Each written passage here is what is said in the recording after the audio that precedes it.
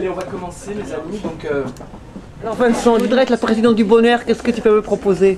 Le bonheur est politique, faut jamais l'oublier. Ah bon? Ouais. Pas psychologique, politique. Le bonheur, c'est la façon d'être avec les autres, c'est la façon de gérer les rapports, les conflits, la communauté. Nous sommes des animaux politiques, disait Aristote, zoon politikon en grec. L'homme est zoon politikon, on reconnaît le zoo, tu vois, animaux, zoon. Animal politique, ça veut dire fait pour, naturellement fait pour être dans un troupeau, voilà. Et donc le bonheur, c'est pas du tout sortir du troupeau, c'est de trouver une façon d'être avec les autres, mais sans être du bétail, un mouton qui suit le troupeau. Sortir des conformismes et donc mettre un point d'interrogation dans tout ce qu'on fait. La distance critique, le jeu, c'est le point d'interrogation.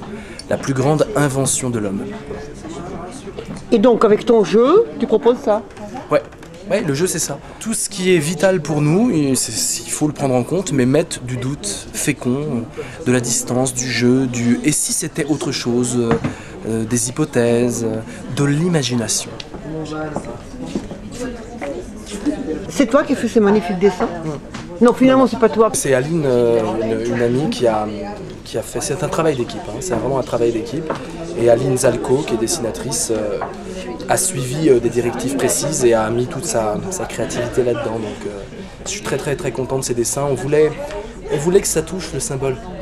Et les symboles aujourd'hui, ils sont en pénurie, il y a très peu de symboles. Il y a beaucoup de signes. On est dans l'empire des signes. Les signes circulent, on n'échange que par des signes, des textos, des lettres, des SMS, c'est que du signe. Oui. C'est pas du symbole. Et aujourd'hui, on est en pleine régression symbolique. Il y en a certains qui parlent d'une désymbolisation de l'Occident. Le signe, c'est très clair. Un A, c'est un A. Un B, c'est un B. Mais le symbole, on peut en parler pendant des heures. L'interprétation du symbole est sans fin. Et pourtant, il y a une efficacité du symbole. On croit que le signe est supérieur au symbole parce qu'il est plus fonctionnel. C'est plus pratique, les signes.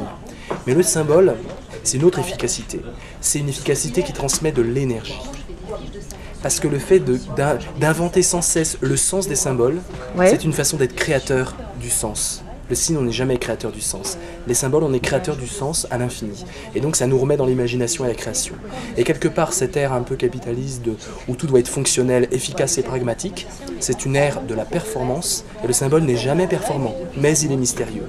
Et donc, j'oppose la performance et le mystère. Il faut de la performance dans le boulot, etc. Mais il faut aussi une part de mystère. Et ce jeu nous réintroduit au mystère. Le mystère, c'est pas forcément du mysticisme, c'est, je sais pas, le mystère de l'amour.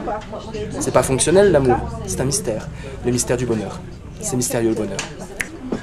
Ça s'appelle l'idole. La flamme 11, se regarder soi-même et être au centre du monde.